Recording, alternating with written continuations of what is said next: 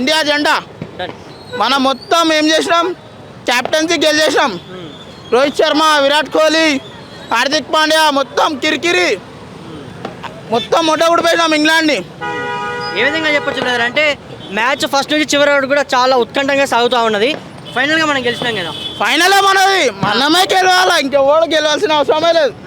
ఎలా ఉంది ఇక్కడ ట్యాంక్ బండ్ దగ్గర వాతావరణం ఎలా ఉందంటే చెప్తా. వాతావరణం మొత్తం కుప్ప, ఇండియా మొత్తం మనది. ఈ వాతావరణం ఇవన్నీ ఇదంతా కామన్. ఇది మన జెండా గెలవాలా, మన జెండా ఎప్పటికీ ఉండాలా, నంబర్ 1 ఉండాలి. పాకిస్తాన్లో మన జెండా ఎగరేసిరా ఎగరేలే, క్యాప్టెన్సీ వాళ్ళు చేసిరానికి ఎగరవేలే.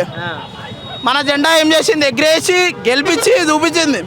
పాకిస్తాన్ వాళ్ళు 100 కోట్లు పెట్టి దేనికి పెట్టిరు, పాకిస్తాన్లో అవుతుంది, లాహోర్లో అవుతుంది అని గెలిచారు.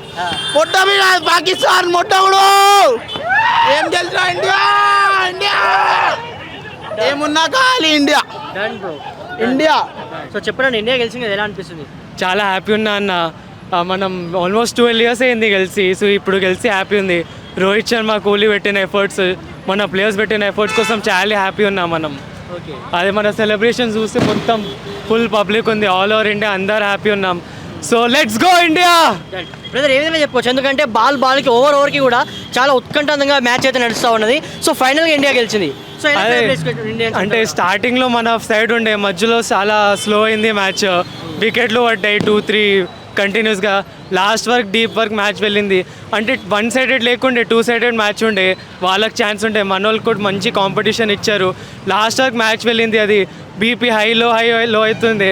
లాస్ట్ వరకు వెళ్ళిందని ఇంకా సాటిస్ఫాక్షన్ ఉంది, ఫుల్ ఎఫర్ట్స్ పెట్టి గెలిచారని.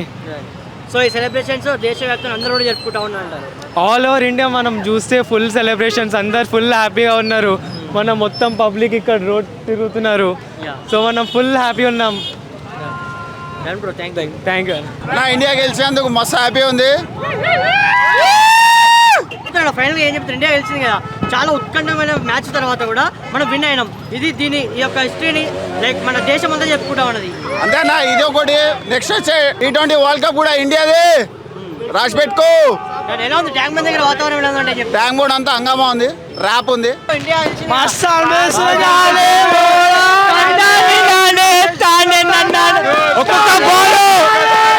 ఒక్కొక్క బాల్ ఒక్కొక్క రన్ను పిచ్చాలు చేయడానికి వచ్చిన బ్రో. లాస్ట్కి వచ్చే వరకు బాల్ వచ్చిండు బ్రో, పార్టీకి వచ్చిండు. మ్యాచ్ మొత్తం మన చెట్లనే వద్దాం అనుకున్నాయి కానీ లాస్ట్ క్యాచ్ అవుట్ అయింది బ్రో. అప్పుడన్నా మంచి రీపోయింది బ్రో. లాస్ట్కి బ్రో విన్ అయితే మనం ముందే తెలుసు బ్రో, విన్ అయిపోయినాం బ్రో. వస్తుంది బ్రో. పోరి బ్రేకప్ చెప్పినంత బాధ ఉండబోతుంది. హార్దిక్ పాండ్యా అవుట్ అయిపోయింది, చాలా బాధ అనిపించింది బ్రో. నాదైతే ఏం లేదు, రోహిత్ శర్మ గుద్దేసిండు. విరాట్ కోహ్లీ తక్కువ రన్ను కొట్టిండు, పోరి వదిలేసినా కూడా బాగుండేది బ్రో.